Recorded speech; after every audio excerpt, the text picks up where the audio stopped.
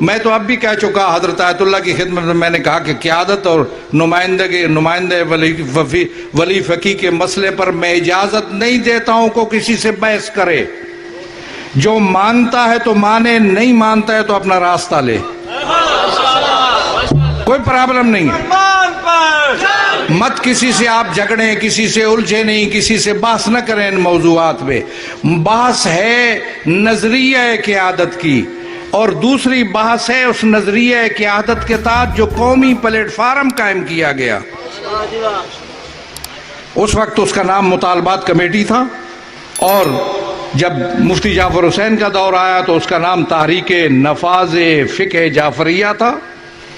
یہ دیکھتے ہوئے کہ کہیں کوئی اور فقہ نہ مسلط کر دی جائے، جو کہ مرضی کا اسلام اس ملک کے اندر نافذ نہ کر دیا جائے، تو تحریک نفاذ فقہ جعفریہ کی بنیاد ڈالی گئی. پلیٹ فارم ہے یہ، پلیٹ فارم، قومی پلیٹ فارم، جس میں ملت کے تمام لوگ شریک تھے. اس کی اپنی پالیسیاں ہیں، اس کا اپنا ڈھانچہ ہے، اور اس کے اپنے پروگرام ہیں. اس کے ادارے ہیں، جس کو اختلاف ہو تو ادارے کے اندر آ کر بحث کر سکتا ہے، اپنی رائے دے سکتا ہے. مشاورت عام ہوتی ہے، تمام لوگوں کو مشورے کا حق ہے. میں تو لوگوں کو کہتا ہوں، میں جب بول رہا ہوں میری مجلس خراب نہیں ہوتی، کوئی شخص بھی اٹھ کے اعتراض کر سکتا ہے، اس کا حق ہے. سوال کرنا میرا فرض ہے، جواب دینا.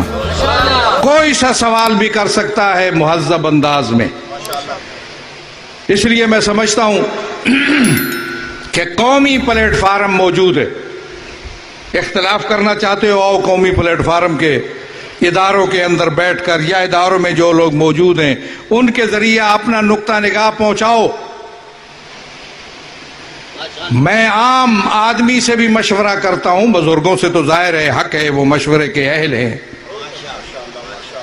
اور میں ابھی کہوں گا، پھر شاید پیش کی میں کہہ دوں، میں کہہ چکا ہوں کہ جو کوئی مشورہ دینا چاہتا ہے قومی بہتری کے حوالے سے، قوم کے مسائل کے حل کے حوالے سے، وہ مشورہ دے، ہم اس پر غور کریں گے، اس سے استفادہ کریں گے.